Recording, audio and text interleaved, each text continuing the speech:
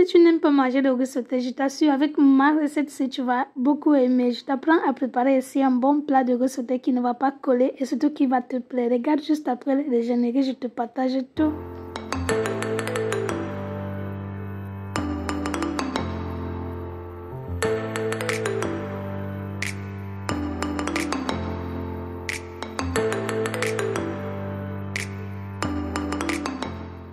Bonjour les amis, j'espère que vous avez passé une très belle semaine aujourd'hui. Je vous partage aujourd'hui ce plat mythique du riz sauté que nous connaissons tous, surtout si tu as grandi en Afrique parce que chez nous c'est le plat phare de l'enfance. Alors je te montre comment je prépare mon très bon riz sauté qui ne colle pas mais surtout délicieux. Je commence par faire frire mon bœuf parce que cette manière de faire cuire le bœuf, ça permet à ce que le bœuf ça cuit rapidement. Donc je le fais toujours frais, je n'aime pas le faire mijoter comme d'autres le font. Donc du coup, je vais mettre un peu d'huile dans ma marmite et puis je vais ajouter du poivre blanc, du poivre noir et de l'ail. Je vais mettre aussi un peu de sel pour faire mijoter ma viande. Tu viens de découvrir ma chaîne, merci de me suivre, de t'abonner, surtout de laisser un like et un commentaire. Toi qui es là depuis, je te remercie, que Dieu te bénisse. Je vais ajouter ma sauce de soja, par là ça relève bien le goût de la viande. Et je vais laisser mijoter au feu. J'ajoute un peu de l'oignon et je mets mon thym.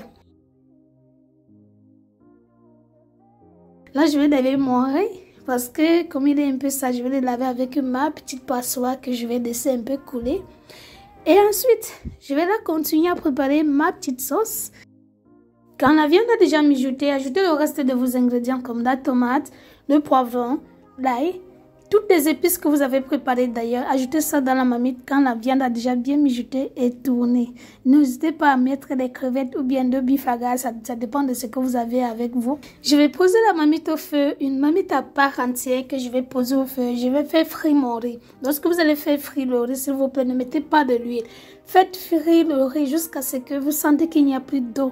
De cette manière, vous allez avoir un bon riz qui sera bien grain, ça ne va pas coller. Vous pouvez faire ça même avec du mémé cassé que les gens ont beaucoup du mal à préparer. Donc, si vous faites ça de cette manière, faites frire d'abord le riz à part, sans huile.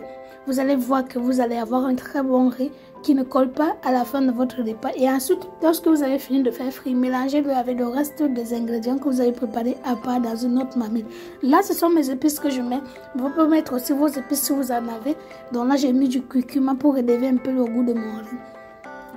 Désolée pour la qualité de la vidéo, comme je l'apprenais la nuit, du coup, voilà, c'est sorti avec des pixels. Mais j'espère quand même que vous parvenez à voir ce qui est dans la vidéo. J'ai ajouté un peu de choux parce que j'aime bien manger des choux dans le riz sauté. J'ai ajouté un peu, mais c'est facultatif, donc vous pouvez ne pas mettre, ça ne dérange pas du tout.